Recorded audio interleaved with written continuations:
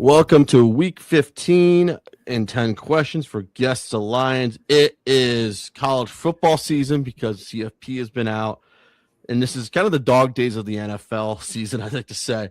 Dunkin Dad and Jake Riepma, how are we doing? I know some people have spicy takes already. Guys, how are we doing, by the way? Woohoo, never better. It's another edition. Let's do it. Let's roll up the sleeves. Let's dive in. Let's debate. Let's argue. Let's scream. Let's do it. No, not actually, but always great to see the cast here. Always great to be on and talk a little ball with the Dunkin Dad and Trevor Harris. Definitely. Back somewhat better than ever. Holiday season going into full effect up in these there parts. So maybe we'll bring a little Christmas gift action early for the listeners, For sure. Let's start with the 10 questions. Instead of who's back of the week, we'll do college football CFP ticks. Is that cool with everybody? Yeah, That's really cool. All right, awesome. Can I give a quick teaser though? Yeah. Notre Dame, dry up the tears. Don't take my ball and go home. Play like a champion today. Unless you don't get your way, then quit. And that's probably not even just a teaser to even begin how I feel about that school. Dude, this is an anti-Golden Domer show, so you're good to go anyway. So that's why. You're talking to a Miami guy back when I had to defend Kyle Wright, Stephen Morris, and Brock Berlin after Ken Dorsey. So. Or Ja'Cory Harris. So, all right. Number 10, how huge was the win for the Detroit Lions on Thursday Night Football over the Dallas Cowboys? Jake Riepma. Huge win for you guys, I will say. Massive. And I will put my hand up as probably one of the more surprised and, dare I use the term, utterly shocked individuals witnessing that. I actually kind of had in my head, this game's probably going to be about a 2-touchdown game. And if you would have told me the final score was 44-30, I'd say, yeah, that sounds about right. But with Dallas. And now, obviously, we're going back all the way to Thursday here. So yeah, we work our way up. Do my best to remember everything. But CD going out obviously hurt them. But it's the best the Lions defense has looked a really long time. They gave up 30 points. So it's not like they had some stifling performance by any means, but the offense looks back in rhythm. Jared Goff had time to throw. Some of that, obviously I'll give you the Dallas perspective here from 105.3 The Fan. Just an egregious step back by this Dallas Cowboys defense. Couldn't cover anybody, couldn't get any pressure. And you see it with 44 points. And the Lions scored touchdowns when the Cowboys kicked field goals. That was a big difference. And then the Lions defense actually forced some turnovers. It had been a really long time since we've seen that, and got to Dak Prescott a couple of times. So Lions fandom, yeah, that was wild. I'm back to being a believer in this team. There we go. It might have been fool's gold, that little 3-game win streak, but compelling Thursday night game shootout. I mean, one of the, the billing of that game was almost must win for both teams. And I think it lived up to that. Definitely. Dunkin' Dad. Yeah, definitely. It's the return of, the Lions, right? Return of the Sith or whatever it is for Star Wars. I mean, these guys they looked how I guess everyone expected them to be. Yeah, they're going to give a couple points, but going to put pressure on the quarterback. Going to get, fortunate bounce here and there in the defensive game, but the offense was just clicking. I mean, Goff looked on point. Gibbs was running all over the place. J-Mo and Herbie have a love affair now, so can't stop saying it. But it's who I thought Detroit was, and I really think who the Cowboys are. And I think to Jake's point, it was a little bit of fool's gold. But man, as an Eagles fan, just sweating it out, man, sweating it. I had Detroit style pizza from Jets Pizza. No free ads, but I'll give it a free ad anyways. I tweeted. I think I texted this to Dunkin' that Detroit pizza for all tonight anyway. So yeah, you made a great choice. I know. I was getting done. I think it was the I was doing the Panthers Preds game. I was like, let me get some Detroit pizza. Maybe that also help my luck out at least. So shout out to that. Detroit pizza for all. That's all I could happy. That was a fun game anyways. Great Thursday night game. And also I love whenever you have two teams that played on Thursday night and they play again on Thursday night, I feel like the product's a lot better. I feel that's how I view it and stuff. So yeah. All right, number 9 audio clip. Hope you guys like this. Thoughts on George Pickens' no-show in the second half and leading to Richard Sherman to go off on him. Here is the audio, by the way. George Pickens throughout the game, especially late in the game, just looked uninterested in playing football. And that's what you can't have. If you're going to be a superstar, if you want to be the best receiver in the National Football League, you can never be disengaged. It doesn't matter if the game's going your way or not going your way. You can't just disappear in these games or else you're not going to have impact. And just right here, cruising routes. You're the guy. CD Lamb is not in this game. He's out. And you get left it on your slant routes, and you can't be the guy and half-ass it. And I'm sorry, that's just you can't. It's unacceptable. And if you're the Dallas Cowboys and you're looking at him and you're looking to pay him big-time receiver money, $40 million, you got to look at this tape and say, hey, is this a guy we can trust paying $40 million to show up regardless of circumstance? I don't know. Your thoughts on that, by the way, guys? I'll lead off. I think he's spot on, and I think it goes a long way in describing exactly the complex layers to who George Pickens is. And the bad of it is what you saw on Thursday night. The good of it is a guy that consistently takes the top off the defense. I mean, the last 3 games prior to this, he quite literally was at 10 catches, 150 yards, 2 touchdowns, like on a regular basis. Like the guy was just putting up all kinds of numbers. And to add another element of complexity to the situation, he is on a contract year. The Cowboys made that trade for him. He had a 1-year prove-it year. And he had proved it in a large part. I mean, everybody around here loved him. And it just, one bad game like this can take such a giant step backwards when you're in a contract year. We're reactionary by nature. That's just human nature. So when you see a performance like this, it's just, that's going to be what resonates when it comes time to,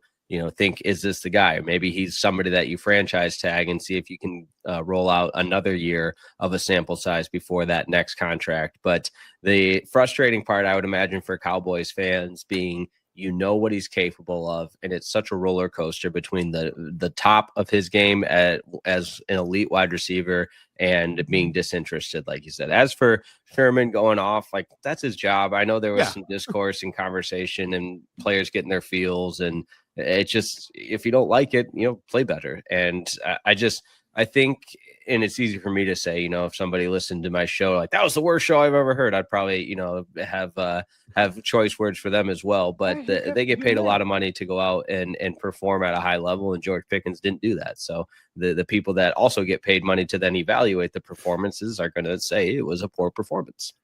Dunkin' Dad. Yeah, no, and I think it really resonates more, coming from, Sherman, his perspective. Guy's going to be a Hall of Fame defensive player.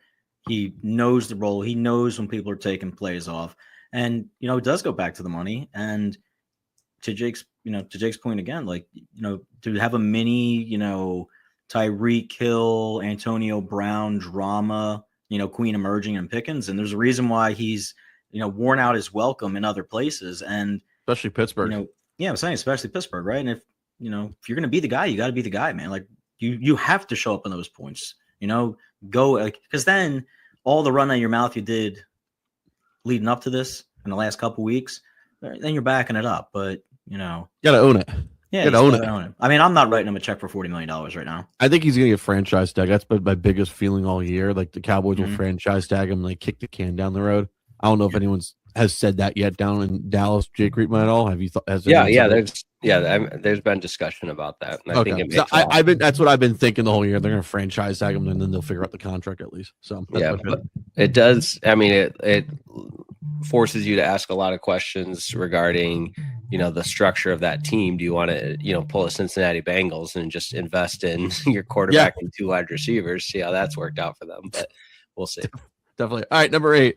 Who were you more impressed with during the Bears-Packers game the most, anyways? That was a crazy 1-score game, and I never thought, I'll say this, I enjoyed being in the warm weather and watching cold weather football. Am I right, Jake Riepma?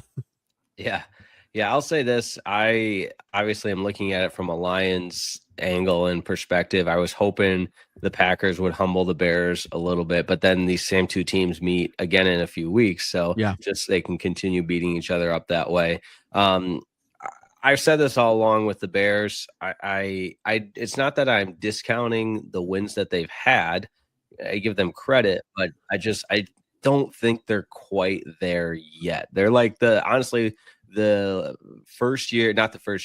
second year of Dan Campbell, where the Lions were so close but didn't quite break through. It seems like that's where the Bears are right now. And then who knows? One more offseason with Ben Johnson and all those weapons, it could be scary. Duncan, I think we were texting during this game. I was more impressed with the Packers. Can we say that?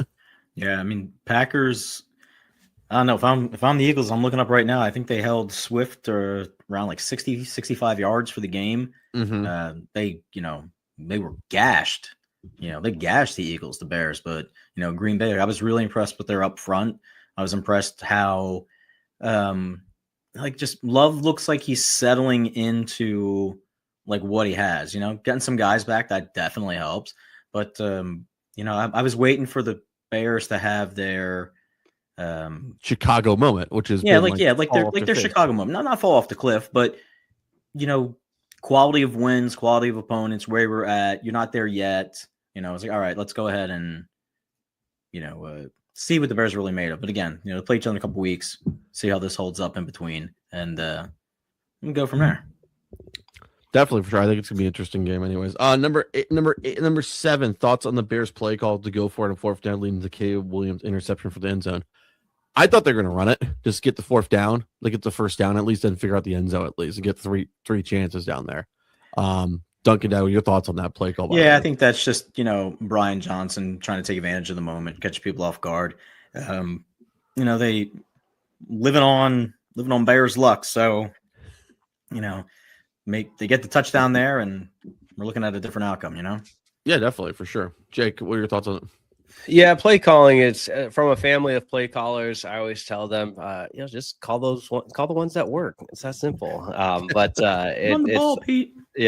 not that simple. So I try not to be armchair quarterback and armchair play caller. From someone that had the benefit of watching Ben Johnson's offenses thrive. That more often than not, when he's dialing up on that play sheet, has an opportunity to be successful, or at least there's the rationale and reasoning behind why a play is called. So they don't say, I don't think this one's going to work. Let's run it out there anyways. Definitely. I think that was a thrilling game for the first time I've seen Bears Packers be entertaining for the first time since 2010. Can we say? Mm-hmm. So, all right. Number 6. Rank your wide receivers in the NFL currently and stop when you get to Jackson Smith and Jigba. Follow up. Why do you think we don't talk about him enough? Is it because he plays in Seattle? Would you say? I think he falls into that same category that someone like Doug Baldwin and Tyler Lockett did, like really good quality wide receivers. Now, obviously, Jackson's got way more yards. He's getting a lot more, on the touchdown side of it. But yeah, you kind of get lost a little bit in Seattle, and he doesn't have the, I'm going to eat my words on this, right? But he doesn't have that premier quarterback. Like Russ was kind of phasing out, Geno for a second, Darnold isn't that guy. Now you put him on a team with, Joe Burrow or Josh Allen, and you're talking like, oh, this is next Montana and Rice. This is next Marino and, the Dupers and stuff like that. But ranking him, he's definitely in my top 5 wide receivers. Go. Yeah, I was gonna say I think you go Chase, Jefferson.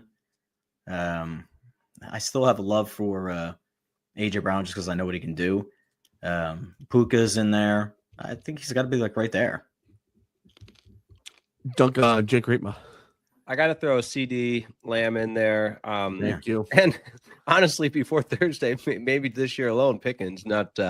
And then it's hard when you're, because yes, they're all wide receivers, but it's hard when you're evaluating just how different of a receiver some of these guys are. I mean, I'll use Amon-Ra St. Brown as an example. Nobody has more catches, and I mean, he's got to lead the world in 15-yard crossing routes over the middle on 3rd and 9 that just frustrates the hell out of a defense. It's not flashy per se, but excuse me, on the other side, with what Smith and Jigma can do, I mean, I think he's still on that upward trajectory. Like I think he could even get better, which it's just now is a matter of at what level of consistency can he continue to do what he's done this year. Some of those other guys you've mentioned, Chase, Jefferson, et cetera, we've seen this at a sustained level of success, and can Jackson Smith and Jigba reach that?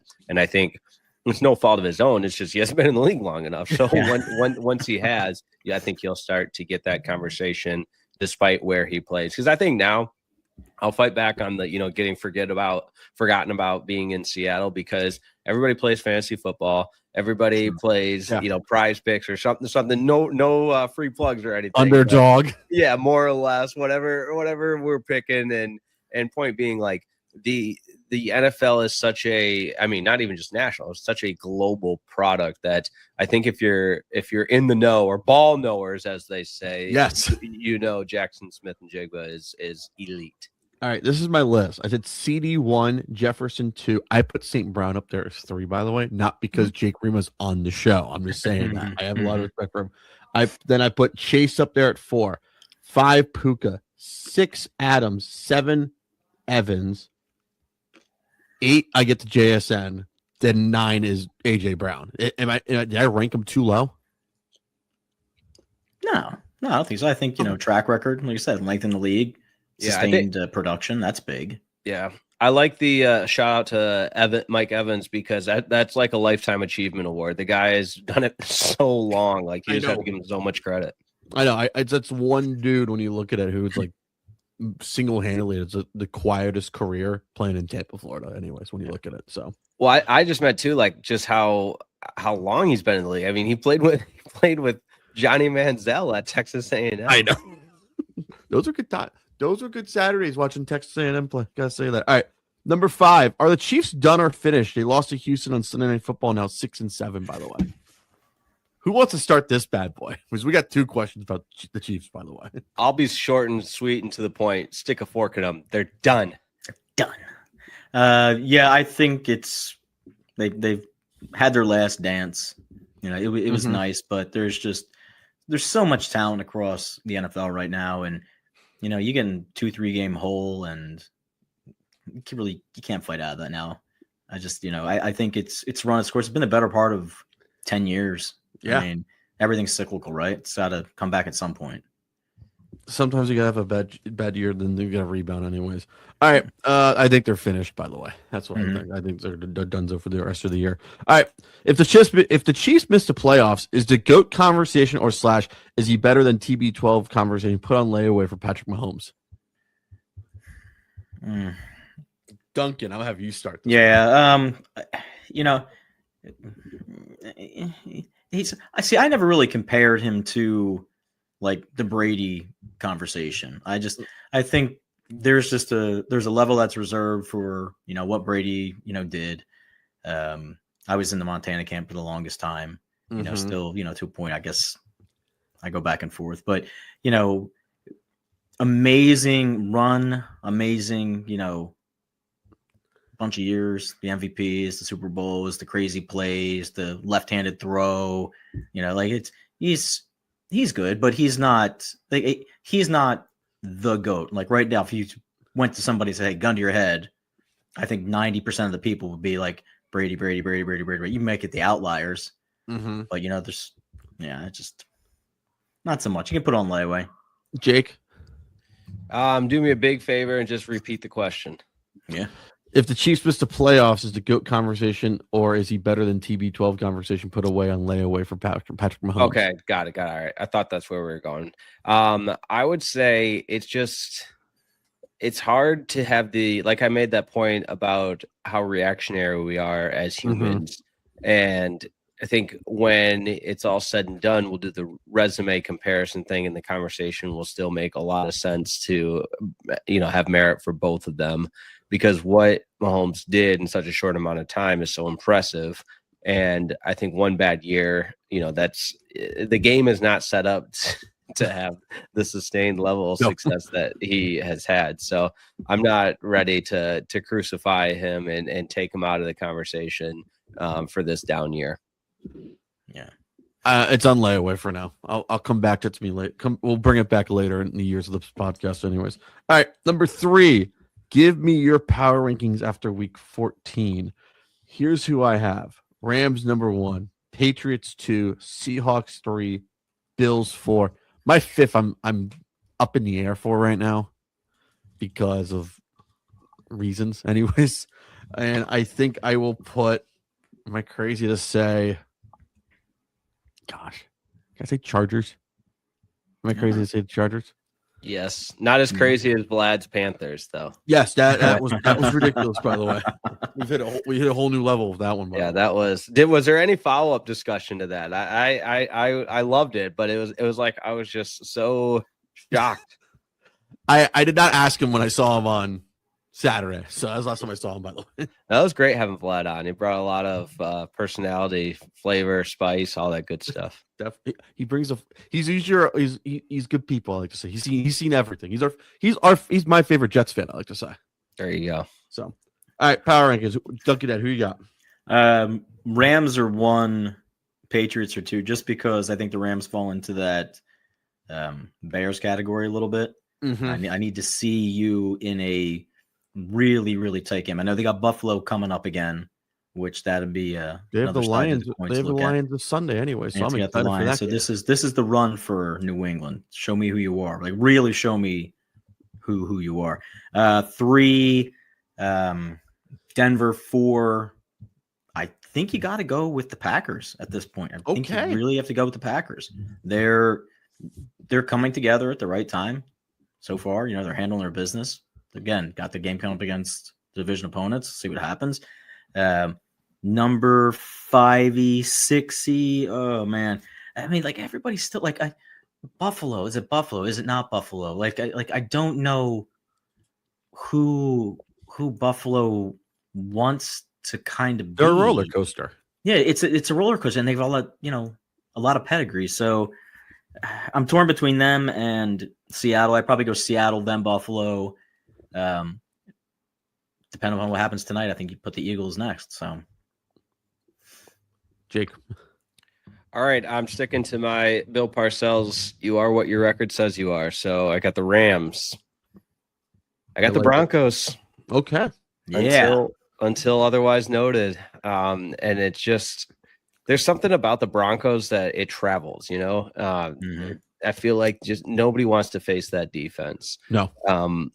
And speaking of that, they're not going to be in here, but a little honorable mention: the Texans are climbing that power rankings. Yeah. Shout out to Daniel Jones, man. Yeah. Ooh. Yeah. All right, and then I've got the Patriots 3, Packers 4. And this last spot, honestly, I'm close. I'm close to putting the Texans because I don't think anyone's playing a better brand of football than them. But I got to go sticking to my Bill Parcells philosophy. The Seahawks are a 10-win team. And I don't think anyone wants to play them either in the playoffs. So I'll go with the Seahawks in my 5. I don't think anyone wants to go to Seattle for a playoff game. Let's be honest here. That was 5, right? So I got Rams, Broncos. Patriots, Packers. Yeah. Math is hard, guys. Math is hard. Hey, we work in radio. We know how to count time, but sometimes counting is always hard. All right, number 2, Monday Night Football question. Only one this week because I have one question relating to the main game, but I'm looking forward to on Sunday anyways. What will be the effect of Nick Sirianni helping out the offense this week since he has been reporting in all the meetings this week, by the way? Dunkin' Dad, I think it's they got the positivity bunny now in the locker room, and Nick's showing up for meetings. Is this like a little bit of forced HR quality control that it's like, hey, coach is in the back of the room, he's kind of proctoring watching us.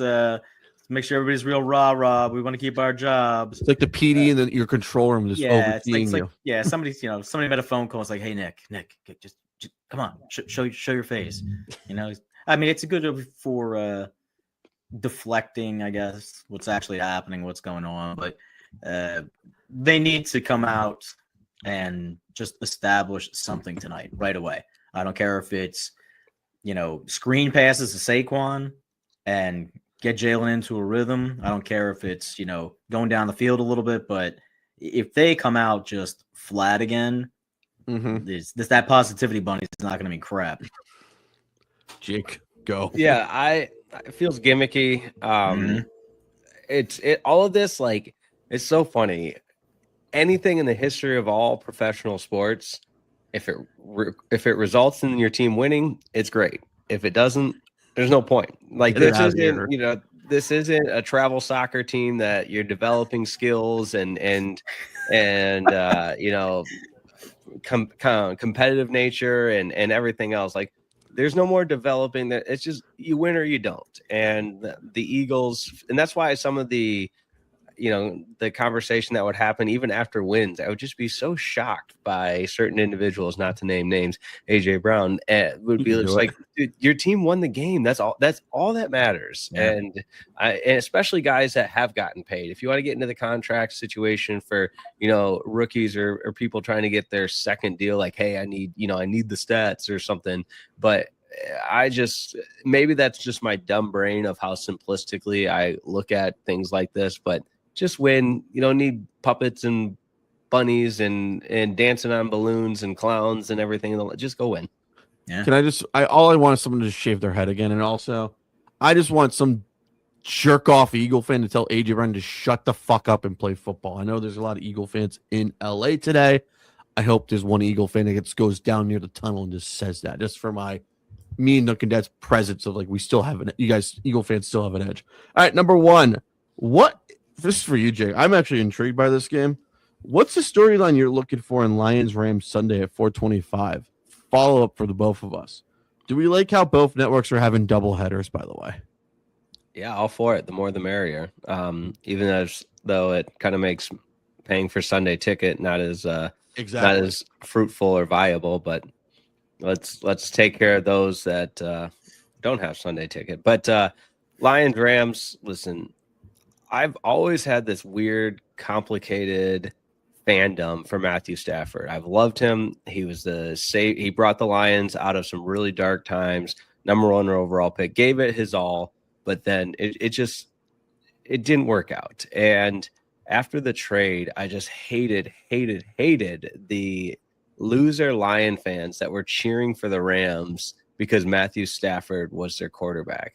Like, it's okay. Divorces happen. And a lot of times, if it's a healthy divorce, if you will, both parties go on with their lives and their lives are better. And that was the case that had happened. Jared Goff's life was better. Matthew Stafford's life was better. This was the definition of a win-win. Now, however many years later, where the Lions haven't reached the pinnacle and won a Super Bowl, you could say that the Rams got the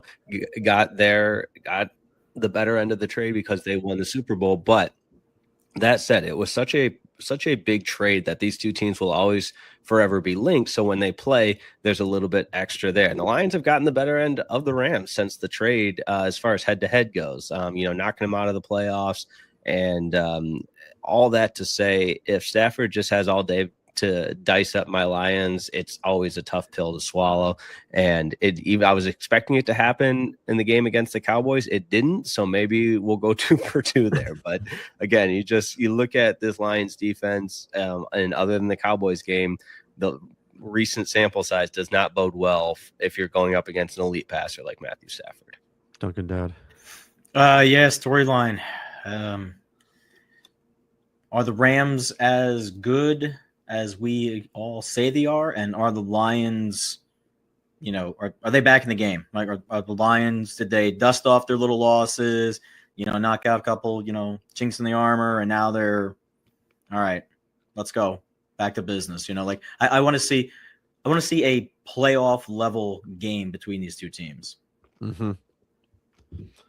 I'm looking forward to this Jared Goff really shoving it up the LA fan base. That's me. I'm not doing this because Jake's here. I just want to see Jared Goff get his revenge against the Rams. Mm-hmm. How he traded, like he's won the last couple games, playoff, regular season. I think that's intriguing. I also want to see if the Lions win. I want to see what Jake Riepma, our favorite person on social media, is going to do. That's why, and I want to see what's going to happen. So I really look forward to this game. This is going to be my number 1 game of the weekend, and and me personally, I hate the 2 double headers because it waters down my Sunday ticket. And I should give credit for this, by the way. Am I right, Jake? You pay for Sunday ticket too, right? I do, but we should get a credit for it. We should get a credit, like a free month out of this. Come on, we should. But sometimes with the NFL, it's just one of those entities in life that you just quite literally have to bend over and take it, because whatever they decide, there's nothing we can do, us peasants can possibly do about it. And it's just, hey, here's my investment. I need it. Like a drug addict, Mm-hmm. I like it. I like it. Thank you, Jim Mandich, or at least. All right. Know who's back of the week. I know there's other things we want to talk about. College football playoff. Those were the 10 questions. Mm-hmm. Jake, I'm going to let you go first. I know you do Fan University. You haven't had a show since the rankings have been released. You guys should have done a show on Sunday. I'm not no program director. Go. Yeah.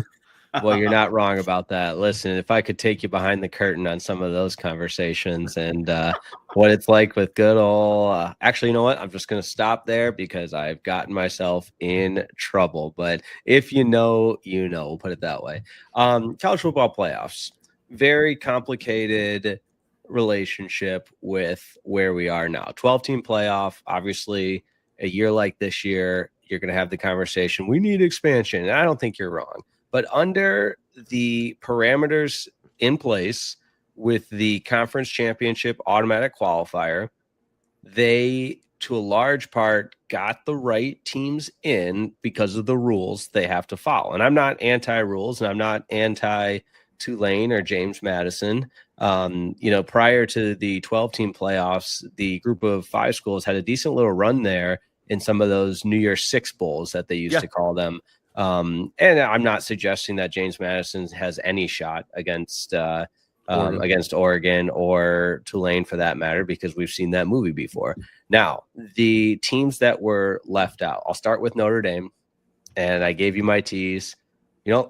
Just look, this is how badly I feel bad for them. The world's smallest violin. Join a conference, win your important games, or suffer the consequences. Now, did they get blue balled? Absolutely. And that was that part was so messed up. Like, they were led on for weeks and weeks and weeks. And it totally discredits the weekly ranking show. I mean, the two hosts of the weekly ranking shows, Reese Davis and Kirk Herbstreit, were basically like, yeah, we don't need a weekly ranking show. It's good for television, good for content, but to consistently have Miami ranked behind Notre Dame and then neither team play and Miami jump them, a third grader would be able to tell you that doesn't make any sense. But a third grader would also be able to tell you that the team that won in head-to-head should be the team that gets in. Now, I think the committee played their hand a little bit with the Alabama conversation, moving them up to 9 the week prior to kind of provide that safe space for if and when, in this case, they get the doors blown off, they didn't punish them for the conference championship, which is the extra game. And I think that is largely the bigger picture with conference championship games is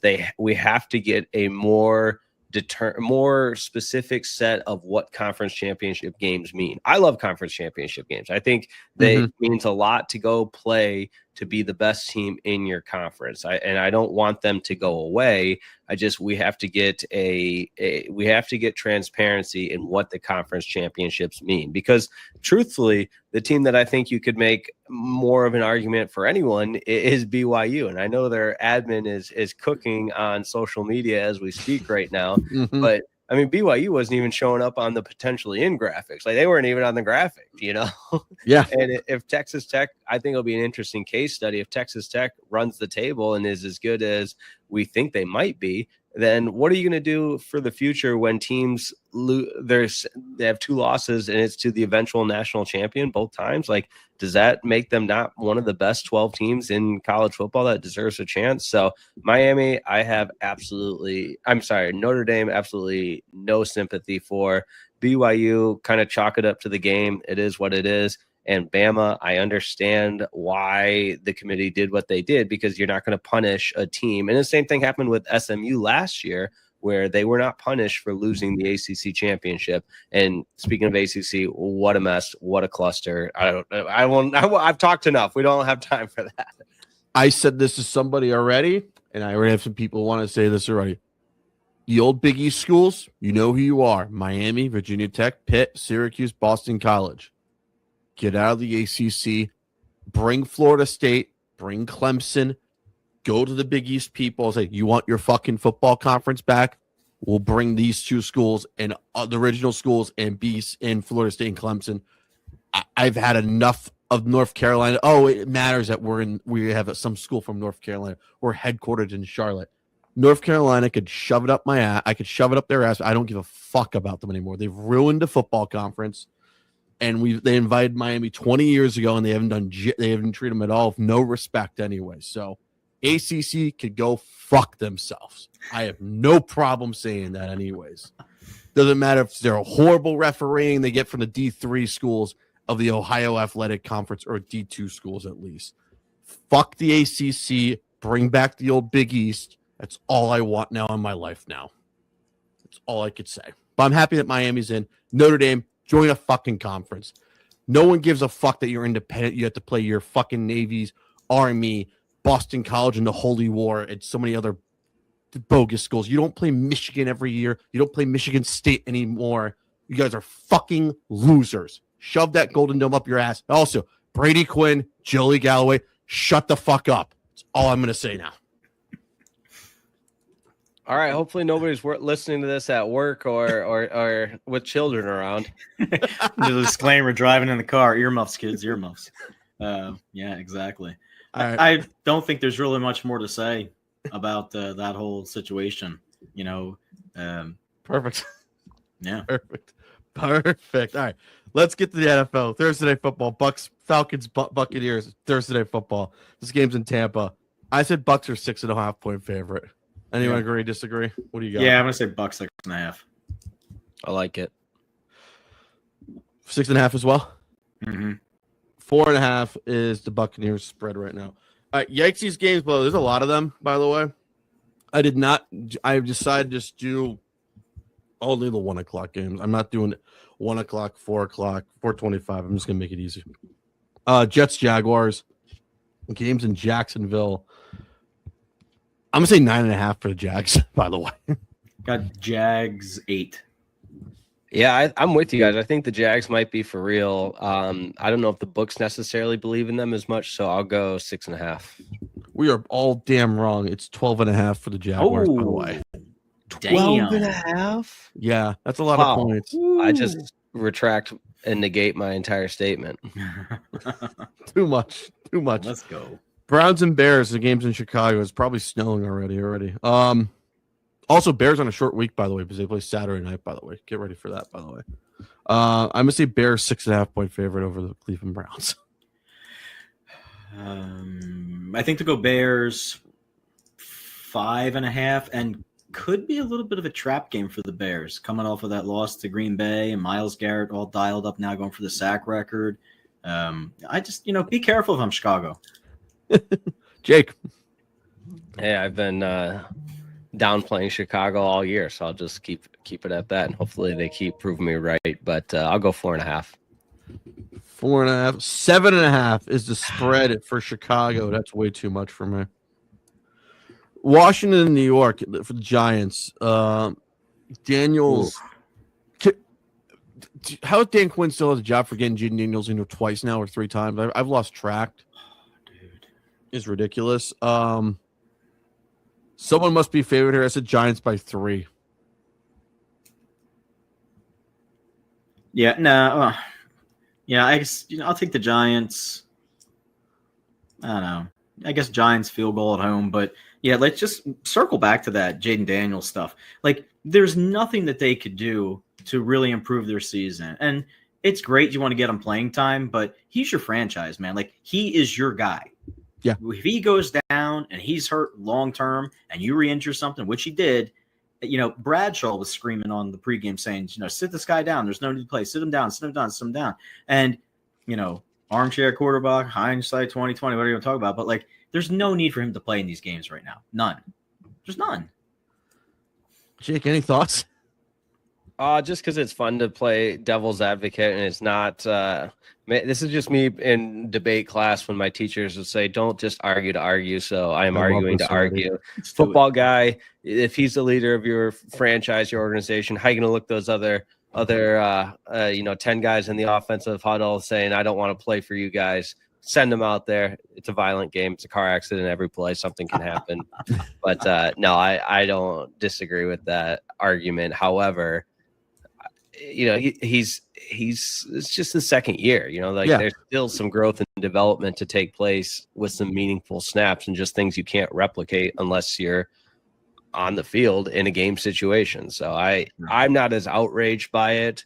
I've always, for better or for worse, I've always been pro playing. And again, I know that there's always going to be times where you can point to a situation and say, well, that didn't make much sense. And I think I'll settle that this one is one of those. All right. Who you got? What's your spread, Jake? Oh, my spread. That's me. Yeah, I'll go. Yeah. I've been so off. I'm just like in my own head now. 3.5. 2.5 for the Giants. We were all very close. Ooh. Okay. All right. Cardinals, Texans. No Kyler Murray, it looks like, for the rest of the season. So we have the Jacoby healthy Brissett. Scratch, right? Yeah, healthy scratch. Yeah, I think Kyler Murray's out of town. I said Texans 5.5. I'll go. I mean, the Cardinals just got blown out. I'm a huge believer in the Texans, but they don't like, they're not going to blow anybody out because they can't score. The defense is just that good. So what'd you say? 7.5? 5.5, I said. Okay, I'll say 7.5. That's a good number. Yeah, I think I'll go 6. We're all wrong. 9.5. Woo. Raiders, Eagles. This belongs in these games below, right, Duncan and Jake? Yeah. Okay. I say 9.5, by the way. I think Eagles will be favored, but they're going to be, I don't know, 6.5. Duncan. Oh, Jake. I'll do another 8.5. So Pete Carroll can line up for a field goal at the end of the game to cover. Yeah. What do you guys think of that, by the way? It was an all-time moment. For a Dave while. Portnoy was pissed. I saw that video. All right. We are all wrong again. 12.5. Woo. Too many points. Too many points. But it's also the Raiders. I've never seen a bad football team. How many Raider fans do you think are making it on the East Coast, you think, for this game, you think, in Philly? I mean, one guy's got to be there with all the makeup, man. Yeah. Violator? Yeah, the Violator, yeah. Like, WWF days. All right. Chargers, Chiefs in Kansas City. I said Chargers by 3. No, the Chiefs are going to be favored, man. Come on, it's the Chiefs, the Chief effect. Until they're dead, Chiefs by 2. Jake? I'll go Chargers by 2.5. Oh, all right. 2.5. Survey says 4.5 for the Chiefs, by the way. Duncan, Dad, you sniffed it out. So the Chiefs are favored, right? Chiefs are favored by 4.5. Dude, they just won't die. They won't die. That's ridiculous. Come on, man. Bengals, Ravens. This is a mug game, by the way. The last two were the Chargers, Chiefs was a mug. Bengals, Ravens. I said 4.5 for the Ravens, by the way. I think the Bengals are going to be favored by 3. Ooh. Jake? I'll go 4.5, though. Ravens or Bengals? Ravens. We're on the Ravens side, me and you are, but we got the number wrong. It's 1.5 right now. Yeah. For the Ravens in Cincinnati. Wow. All right, Sunday ticket watchable. I put it as this is probably the best game in the early slate. Bills, Patriots. I said Bills by 4 in New England and Foxborough. I think you got to give the Patriots some love at home. Let's go Patriots 3 at home. I'm in that same line of thinking because I've got them in my power rankings. Yeah. Patriots, but I think it's going to be even less. I'll do another 1.5. You are on the dot, 1.5, but it's for the Bills. They are favored, by the way. Whoa. Oh, no respect. 50.5 is your over-under, by the way. So how about 50.5? 50.5 is the over-under, yeah. I'm not lying. They put like 70 up yesterday in the snow, so who knows? That was a fun game in the snow, by the way, Jake. The Bills and Bengals. That was nice. That was picture perfect football guy weather. Am I right? Yeah. Great to play in. Yes. If you're playing all the time. Doubleheader, both networks. I went with whoever is the crappiest game, and I went to the best one. So Colts Seahawks, no Daniel Jones, torn Achilles. Get well soon. That's all I could say. With that, I think Seahawks by 9.5 in Seattle. Yeah, Seahawks by 7.5. I'll do Seahawks 5.5. I believe in them. 5.5. We need more lumber. 12.5, by the way. Jiminy Christmas. Seahawks. Why am I so off on these? I'm just not like this is the National Football League and you're giving a team 12.5 points. That is a big number late. That's a big number, and no Daniel Jones. Whew. But They didn't even go to Anthony Richardson, which was the crazier part. yeah. Nice. All right. Titans 49ers. Niners by Definition 8. of a yikesy scheme below, anyways. Yeah, Niners 8. Duncan. Jake. Niners 6.5. Titans coming off a win. I said Niners by 10. 12.5. Good Christmas. All right. Panthers Saints. Let's start parlaying some of these together. Yeah, I said Panthers by 3, by Huge the way. numbers. yeah, A lot of numbers, a lot of high numbers. Panthers 5.5. It's in New Orleans, by the way. Panthers by 5.5. Okay. Jake. They're Vlad's power ranking team. Can't forget get about the Panthers. 8.5. Can't go wrong with the Vlad's Carolina Panthers. Panthers are 2.5-point favorite, by the way, in New Orleans. By the way. Don't tell Vlad. Don't tell Vlad. By the way, Saints coming off a big win in Tampa Bay Oh, on Monday. man. Is Tyler Shuck the answer in New Orleans? 6-215-305. Take your calls. Packers Broncos, the main game, the Nance and Romo game for CBS, by the way. I said Broncos by 1.5, by the way. In Denver, right? In Denver, yes. Oh, yeah, I think Denver 2 at home. Jake. Come on, Broncos. We need you here. I'll say 3.5. We're all damn wrong. 2.5 for the Packers, by the way, in Denver. No way. Come on, man. All right. I'm gonna say lock and load the Denver Broncos, by the way. I need to retire because I've just been so bad today. Hey, well, why don't we do? We only do the show once a week. We do a 1 week retirement. Like we file the paperwork, but we don't file the paperwork anyways. There's my curtain call. There you go. like your Paul O'Neill moment, anyways. All right, Lions Rams, best game of the weekend. Jared Goff versus Matthew Stafford. I'm excited. I want to see how many Lions fans take over SoFi. Jake, I'm shocked that you're not going to this game. This is the perfect game for you. Can I say that? Yeah, I got to get out to Englewood, California. But Yes. let's see. I'll do Rams favored by 2.5. I'll take the man. Give me Rams 4 for the amount of kids the Staffords have. I said Rams by 3. Rams are 6-point favorite in Inglewood. 55.5 is your over under. Jake, Big. should we take the over in this game, you think? With points? Yeah, take the over. All right. Take the Lions to cover. That's what we always like taking the lines. They always find a way for us to cover. All right, Sunday Night Football, Vikings Cowboys, classic NFC matchup in Jerry World. I said Cowboys by 5. I don't trust the Vikings at all, no matter who's quarterback. Cowboys by a solid touchdown at this point. Yeah, a good little NFL psyche game where one team's coming off a big win, the other team's coming off a disappointing loss. Cowboys respond. 6.5. All right. Cowboys are 6-point favorite. Last game of the weekend. Monday Night Football in Pittsburgh. Dolphins Steelers. I said the Steelers by 7.5. By the way. Yeah, Jake. I'll do Steelers 6.5. We go Steelers with a full touchdown in Miami. Stop winning games. Pittsburgh is a 3-point favorite in Pittsburgh against the Dolphins. Jeez, these are all over the place, man. These are all over the place. That is week 15 of Guess the Lines. Jake, Duncan, Dad, we'll talk next week and we'll figure out the holidays. You got it. Be well. Peace. Sounds like a Peace. plan.